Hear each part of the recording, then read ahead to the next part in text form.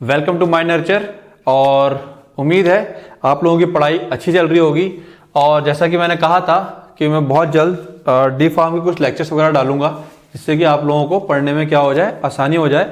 तो D pharm first year जो latest syllabus है अभी मॉडिफाइड हुआ है फर्स्ट ईयर वाले बच्चों के लिए, ठीक है ना। उसी के हिसाब से ये आज हमारा चैप्टर नंबर 1 लेक्चर नंबर 1 रहेगा। और जो टॉपिक हम लोग कवर कर रहे हैं वो टॉपिक्स हैं AIIMS, objective and scope of pharmaceutical chemistry, ठीक है। बहुत से बच्चे हिंदी मीडियम से भी होते हैं तो मैं कोशिश करूंगा बहुत सारे टर्म्स को एक्सप्लेन करने के लिए हिंदी में।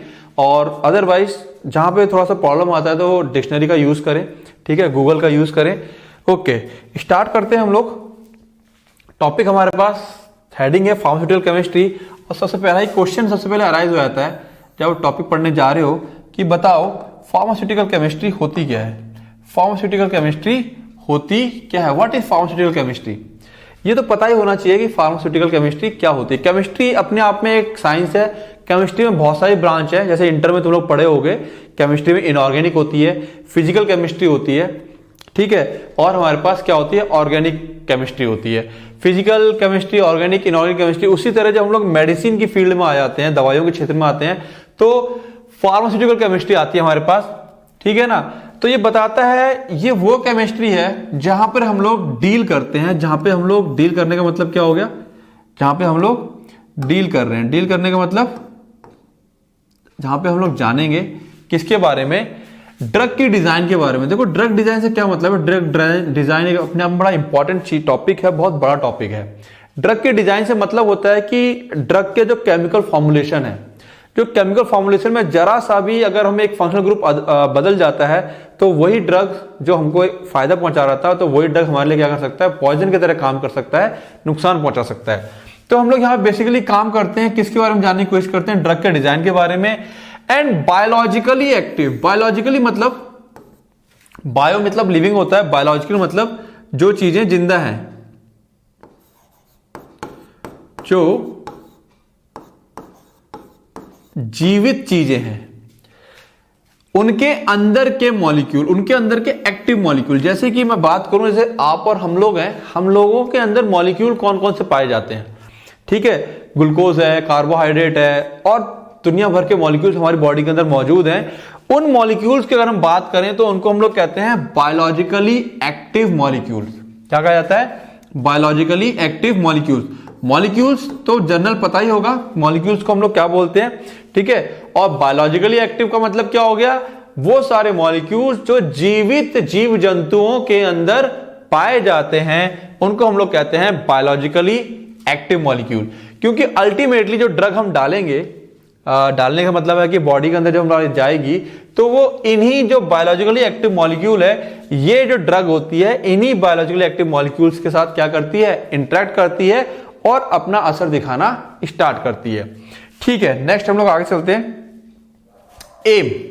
एम की बात करें अगर हम लोग, तो क्या एम है, हम लोग क्या उद्देश्य है, क्यों पढ़ना चाह रहे हैं, क्या लक्ष्य क्या है हम लोगों का।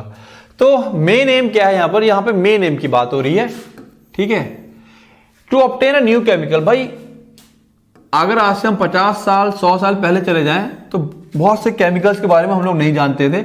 अब धीरे धीरे जैसे रिसर्च होती जा रही है, नए नए केमिकल्स आते जा रहे हैं, न्यू न्यू फॉर्मुलेशंस आती जा रही हैं, ठीक है ना।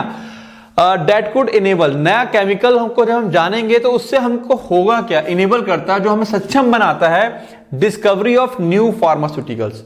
न्यू फार्मास्यूटिकल्स से अगेन मतलब वही है कि कुछ नई दवाइयां बनाने में जब हम कुछ नया केमिकल जान पाएंगे, हाँ ये केमिकल मौजूद है, उससे हम अपनी एक नई दवा बना पाएंगे। जैसे कि कभी किसी ने सोचा नहीं था कि सांप के ही जहर से मेडिसिन बनेगी, सांप के जहर का काट बनेगा, ठीक है ना। उसको हम लोग कैसा मानते थे, पॉइजनस केमिकल मानते थे। लेकिन अब क्या हो गया है, सांप के जहर से हम लोग क्या बनाते हैं, मेडिसिन बना लेते हैं। जब नया केमिकल पता चला उसको हमने अपने बॉडी के ऊपर मतलब लिविंग सेल्स के ऊपर रिएक्ट चेक किया, टेस्ट किया, और फिर हमने उससे क्या बना लिया, एक हेल्पफुल मेडिसिन बना ली, ठीक है। नेक्स्ट क्या बोल रहा है वो, इनेबल करता है डिस्कवरी ऑफ न्यू फार्मास्यूटिकल और इनहेंस, या फिर जो हमारे पास पहले से ही ऑलरेडी नोन, जो नोन मतलब जिसको जानना, नोन मतलब क्या हो जाएगा, जानना, जिसको हम लोग पहले से ही जानते हैं, ऐसे ड्रग के स्ट्रक्चर में हम लोग क्या कर पाते हैं, मॉडिफिकेशंस कर पाते हैं। डिस्प्रिन, एस्प्रिन, ये नाम सुने होंगे। जरा जरा सा अंतर होता है ड्रग्स में, और ड्रग हमारी क्या होती है, नहीं हो जाती है। ड्रग के स्ट्रक्चर को क्यों चेंज करना है? ड्रग के स्ट्रक्चर को इसलिए चेंज करना है, थोड़े से चेंज के साथ क्या होता है, थोड़ा सा भी ड्रग के स्ट्रक्चर में चेंज आ जाएगा अगर, तो जो पुराना ड्रग है वो क्या होता है, हो सकता है उसके साइड इफेक्ट ज्यादा हो। थोड़ा सा स्ट्रक्चर में चेंज करके एक नया फॉर्मुलेशन तैयार हो जाता है, एक नया फॉर्मूला तैयार हो जाता है, और जो नया फॉर्मूला आएगा हमारे पास वो कैसा होगा, ज्यादा इफेक्टिव होगा पहले वाले ड्रग से। साथ ही साथ क्या होगा, वो उसके साइड इफेक्ट काफी कम होंगे। क्या होंगे? उसके साइड इफेक्ट काफी ज्यादा कम होंगे। तो क्या एम है इसका, फार्मास्यूटिकल केमिस्ट्री का क्या एम है? नए केमिकल मॉलिक्यूल को जानना या बनाना, ऑब्टेन करना। उससे क्या होगा, उससे हम लोग कुछ नए फार्मास्यूटिकल्स बना पाएंगे, यानी कुछ नए मेडिसिन बना पाएंगे, या फिर जो मेडिसिन पहले से ही मौजूद हैं उनके स्ट्रक्चर को क्या कर पाएंगे, इनहैंस कर पाएंगे। इनहैंस का मतलब है मॉडिफाई कर पाएंगे, उन्हें और अच्छा कर पाएंगे। क्लियर है? मैं साथ साथ में पूरा हिंदी में डिटेल करता हुआ चल रहा हूं। जिन लोगों को प्रॉब्लम है, थोड़ा सा क्या कहते हैं इंग्लिश में, वीडियो को पॉज करें और उसकी हिंदी साथ में लिखते चलें। क्लियर है? ओके। ऑब्जेक्टिव, यहां पे अगर हम बात करें ऑब्जेक्टिव की, तो आओ देखते हैं ऑब्जेक्टिव क्या है। ऑब्जेक्टिव का मतलब भी क्या है, उद्देश्य ही है, लक्ष्य ही है, लेकिन यहां पर क्या है, वो हमारा एक मेन हो गया था, एम क्या है। ऑब्जेक्टिव देखो क्या है, to enhance the knowledge. Enhance का मतलब क्या होता है, बढ़ाना। इनहैंस मतलब बढ़ाना, या इनहैंस का मतलब क्या होगा, किसी चीज को बहुत बड़े लेवल पे बढ़ाना, है ना, बहुत ज्यादा। हम लोग लिख सकते हैं यहां पर क्या है, ये बहुत ज्यादा बढ़ाना। To enhance the knowledge of synthesis, कोई चीज कैसे बनाई जाती है। सिंथेसिस मतलब बनाना। आइसोलेट करना, किसी चीज को, मान लो मैं तुमसे कह दूं कि नमक और चीनी को पिघला करके मिला दूं, ठीक है, या मैंने चीनी को पानी में घोल दिया। सपोज बहुत बेसिक सा एग्जांपल लेते हैं, चीनी को पानी में घोल दिया और मैं तुमसे कहूं कि इसको अलग करो अब चीनी को इस पानी से, तुम कहोगे सर कैसे करें? तो ऑब्वियसली बात है, बहुत बेसिक सा प्रोसेस तुम लोग जानते होगे कि हम उस पानी को क्या करेंगे, हीट कर देंगे। पानी जब हीट होकर चला जाएगा तो लास्ट में क्या बचेगा, चीनी के कण बच जाते हैं। तो किस तरह से हम कोई चीज नहीं बनाए, आइसोलेट करना मतलब अलग करना, देन प्यूरिफाई, जो चीज हमने अलग कर ली है उसको क्या करना है, प्यूरिफाई भी करना है। प्यूरिफाई करने का मतलब समझ रहे हो, बिल्कुल साफ कर देना, उसके अंदर एक्स्ट्रा चीज कुछ भी नहीं होनी चाहिए। And characterization of various pharmaceutical, यहां कैरेक्टराइजेशन का मतलब क्या है कि हम लोग कोई चीज नहीं बनाएंगे, उसे अलग करेंगे, प्यूरिफाई करेंगे, फिर उसका नामकरण कर देंगे, कैरेक्टराइज कर देंगे कि ये चीज ऐसी है, इसका ये इफेक्ट होता है, इससे हम ये कर सकते हैं, कैरेक्टराइजेशन कर रहे हैं। ठीक है ना, जैसे कि हम लोग कहते हैं अरे वो लड़का है, वो तो क्रिकेट भी खेलता है, दिन भर घूमता भी है, पढ़ाई भी अच्छी करता है, हम कैरेक्टराइजेशन कर रहे हैं, हम कह रहे हैं वो ऑलराउंडर है। एक को हम कह रहे हैं अरे वो तो गधा है, कुछ करता ही नहीं है, ठीक है, उसकी बस का कुछ नहीं है। ये क्या किया हमने, दो लोगों को कैरेक्टराइज कर दिया। तो यहां पर हम लोग क्या करते हैं, जो नया ड्रग मिल रहा है हमको, उसको सिंथेसाइज करेंगे, आइसोलेट करेंगे, प्यूरिफाई करेंगे। प्यूरिफाई करना मतलब साफ सुथरा करेंगे उसे, मतलब साफ सुथरा मतलब बिल्कुल प्योर कर देंगे, उसके अंदर उसके अलावा कोई और कण मौजूद नहीं रहेगा, और कैरेक्टराइज कर देंगे। फिर कह रहा है to enhance the skills of effective handling, हमको दवाइयों को हैंडल करना आना चाहिए। केमिकल जो होते हैं, लैब में काम कर रहे हैं या कहीं और पे काम कर रहे हैं, तो उनकी हैंडलिंग बहुत जरूरी है। ठीक है, effective handling of chemicals, glasswares and analytical instrument, यानी कि जो मेरे पास ग्लासवेयर्स हैं, ग्लासवेयर का मतलब जो मेरे पास कांच के ग्लास हम लोग यूज करते हैं, जो केमिकल्स हैं, और जो एनालिटिकल इंस्ट्रूमेंट है, एनालिटिकल का मतलब एनालाइज करना, जांचना, जो इंस्ट्रूमेंट हमको जांच में हेल्प करते हैं। क्या जांचते हैं हम लोग, केमिकल्स वगैरह की जांच कर रहे हैं कि वो कैसा है, उसमें कितनी क्वालिटी क्या है, उसमें कितनी इंप्योरिटी वगैरह है, ऐसे इंस्ट्रूमेंट जिनको हम लोग जांच रहे हैं, उसकी हैंडलिंग करना। To encourage students and faculty for research activity, pharmaceutical chemistry की हेल्प से, अब मैं ये सब बातें बता रहा हूं, तुम लोगों को बड़ा इंटरेस्ट आ रहा होगा कि अरे वाह बड़ी अच्छी अच्छी चीज है। तो हम लोग प्रोत्साहित करते हैं, इनकरेज का मतलब क्या, प्रोत्साहित कर रहे हैं कि आप लोग पढ़िए, लैब में जाइए, ठीक है ना, और कुछ नया रिसर्च कीजिए, जिससे कि जो ह्यूमन के काम में आए। ठीक है, उस रिसर्च को हम लोग क्या करते हैं, इंकरेज करने की कोशिश करते हैं।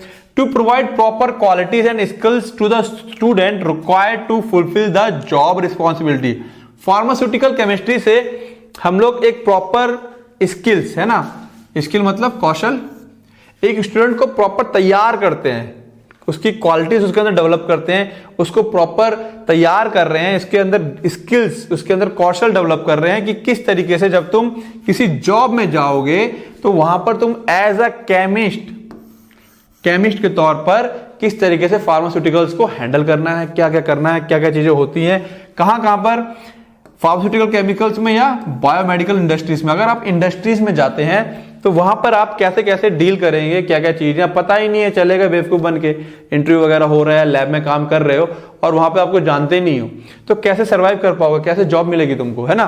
तो उस जॉब की रिस्पॉन्सिबिलिटी को पूरा कर पाओ, इसके लिए भी ये भी हमारा यहाँ पर एक क्या है ऑब्जेक्टिव है, to train the student about the safe handling. हम लोग सिखाते हैं, टीचर सिखाते हैं बच्चों को कि आप सेफ हैंडलिंग कीजिए। सेफ हैंडलिंग मतलब नुकसान ना हो, कोई केमिकल अगर आप यूज कर रहे हैं तो उस केमिकल से आपका कोई नुकसान नहीं होना चाहिए, इस तरह से इस्तेमाल कीजिए। And creating awareness about the hazardous मतलब नुकसानदायक इफेक्ट। अगर कोई केमिकल है तो उसके साइड इफेक्ट क्या हैं, उसके बुरे असर क्या हो सकते हैं अगर उसको सही से इस्तेमाल नहीं करोगे। ये सारे ऑब्जेक्टिव हैं, ठीक है ना। तो ये जो लैंग्वेज है यहाँ पर आप लोग इसको हिंदी में कन्वर्ट कर सकते हैं, अदरवाइज चाहो तो इसको और सिंपल लैंग्वेज अपनी भाषा में इसको लिख सकते हैं। बात समझ में आ रही है, ठीक है। तो ये 4 या 5 हमारे पास ऑब्जेक्टिव हैं। फिर देखते हैं आगे क्या हमारे पास। Then scope. स्कोप से क्या मतलब है? स्कोप से मतलब होता है कि हम लोग कहां कहां पर या किस किस फील्ड में इसको इस्तेमाल कर सकते हैं, कहां कहां ये करने के बाद फार्मास्यूटिकल केमिस्ट्री पढ़ तो रहे हैं, फिर क्या इसको हम आगे जाकर कहीं यूज करेंगे, क्या स्कोप है इसको, क्या इससे हमें कोई जॉब मिल जाएगी या कुछ और हो जाएगा। तो आओ देखते हैं, अगर फार्मास्यूटिकल केमिस्ट्री में अगर तुम एक्सपर्ट हो जाते हो तो उससे हमको क्या क्या बेनिफिट मिलने वाले हैं। तो पहला बेनिफिट मिलेगा development and formulation of drug. पहला स्कोप तो यही है कि हमें नया ड्रग बना सकते हैं, फॉर्मुलेशन कर सकते हैं नए ड्रग का, वेरी सिंपल, ठीक है ना। Treating patient with disease. भाई जो पेशेंट जब बीमार होगा हमें पता ही नहीं है कौन सा ड्रग उसके ऊपर इस्तेमाल करना, कहां से पता चलेगा? जब तुम क्या करोगे, ये फार्मास्यूटिकल केमिस्ट्री को जानते होगे तो कहीं ना कहीं वो हमको पेशेंट को ट्रीट, मैं ये नहीं करेगा यही हेल्प करेगा पेशेंट को ट्रीट करने में जो बीमारी से ग्रसित है। टू एनालाइज, फिर कह रहा हूं एनालाइज मतलब जांचना, the effect, affect not effect, this is affect, affect मतलब प्रभाव, डिफरेंट एनिमल्स केमिकल्स के प्रभाव क्या हो सकते हैं उसको भी जांचते हैं हम लोग। नेक्स्ट क्या बोल रहा है 4th नंबर पे, the drug application by from pharmaceutical companies are reviewed by. Drug की जो एप्लीकेशंस होती है, मान लो कोई कंपनी है, कोई कह रही है हमने ये ड्रग बना लिया है और ये ड्रग बहुत ज्यादा इफेक्टिव है, इसको इसमें इस्तेमाल करो, तो ठीक है कंपनी ने बोल दिया। उस ड्रग को क्या करती है, जो एफडीए होती है वो बुलाती है, मंगवाती है। वो एफडीए जब अपने पास मंगवा लेती है तो अपनी लैब में वहां पे जो केमिस्ट होते हैं, यानी कि यहां पे भी किसका काम है, केमिस्ट, उस ड्रग को क्या करती है, रिव्यू करती है। रिव्यू करने मतलब जांचती है, क्या ये कंपनी जो दावा कर रही है कि हमने जो नया दवाई बनाई है ये इंसान के लिए सही है और इस तरह से असर कर रही है, क्या ये दवाई सही है। तो ये लोग यहां पर क्या करते हैं, रिव्यू करते हैं। रिव्यू करने का मतलब उसको रिव्यू करते हैं, जो वो चीज बोली है उसी चीज को दोबारा से चेक करना। देन क्या बोल रहा है 5वां, क्या है इसका ऑब्जेक्ट, स्कोप क्या है, सिंथेटिक फार्मास्यूटिकल। सिंथेटिक मतलब आर्टिफिशियल, जो हम लोग खुद से बनाते हैं। एंड एनालिटिकल फार्मास्यूटिकल, एनालिटिकल मतलब जांच करने वाली फार्मास्यूटिकल जो ब्रांच है हमारे पास, इसकी 2 ब्रांच हम और तोड़ सकते हैं जहां पर हम लोग क्या है, इसका स्कोप है, जा सकते हैं या कुछ काम कर सकते हैं। सिंथेटिक फार्मास्यूटिकल और एनालिटिकल, जांचने वाला pharmaceuticals are the 2 distinct field of pharmaceutical chemistry. ये फार्मास्यूटिकल केमिस्ट्री के 2 अलग अलग ब्रांच हैं, दोनों सेम नहीं है।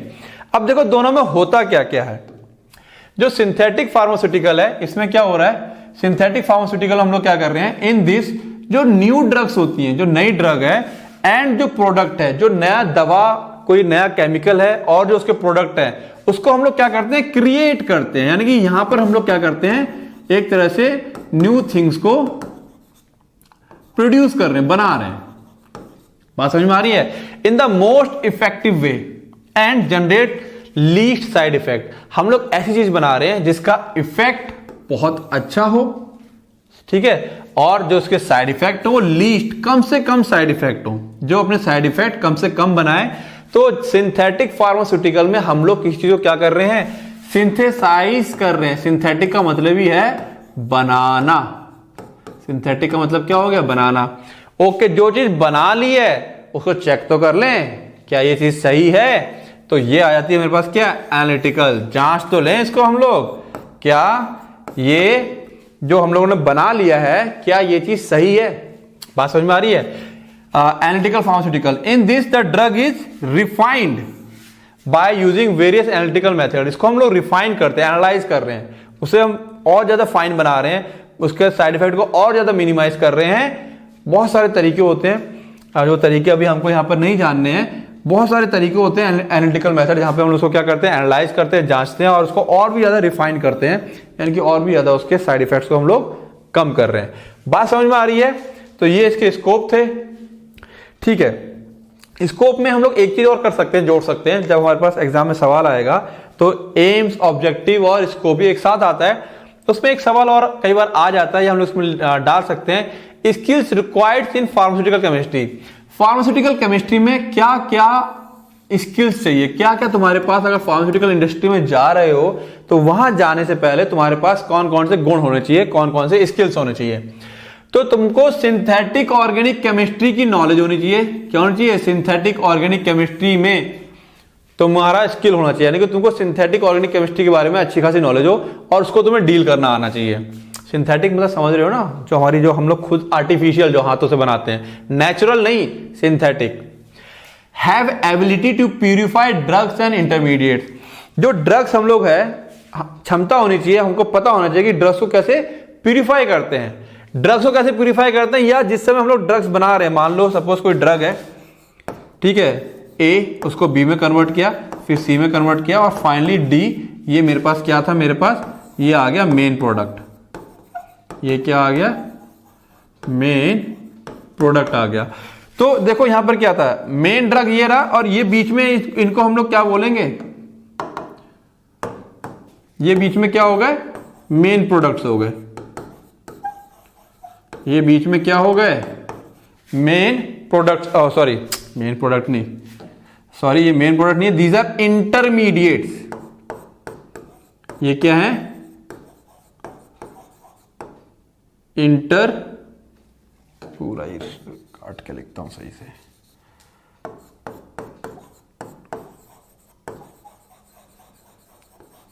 इंटरमीडिएट। इंटरमीडिएट मतलब जो बीच में हमारे पास केमिकल बनते हैं भाई, पहले ए से बी बनाया, इसको प्यूरिफाई करो, फिर बी से सी बनाया, इसको प्यूरिफाई करो, फिर सी से फाइनली डी बनेगा। अगर इनको प्यूरिफाई नहीं करोगे तो इनकी जो मिलावट है वो फाइनल कहां पहुंचेगी, हमारे डी वाले प्रोडक्ट में पहुंच जाएगी।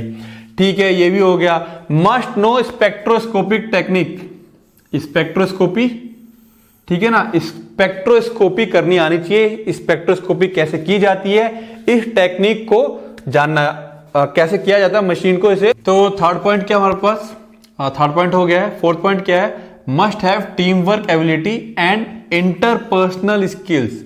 टीम वर्क एबिलिटी की क्यों जरूरत है, तो जो टीम वर्क एबिलिटी है वो हमें क्यों चाहिए होती है, क्योंकि जो टीम वर्क अगर नहीं कर पाओगे, क्योंकि कोई भी काम होता है, टास्क होता है, जब लैब में कर रहे होते हो या कहीं पे आप कर रहे हो, ऑफिस वर्क कर रहे हो, तो वहां पर क्या है, 4-5 लोग मिल करके किसी काम को कर रहे होते हैं। एक बंदा प्रोडक्ट को रिएक्ट करवा रहा होता है, दूसरा प्यूरिफाई कर रहा होता है, तीसरा किसी केमिकल के साथ काम कर रहा होता है। तो टीम वर्क बहुत जरूरी है, आप बिना टीम वर्क के काम नहीं कर सकते।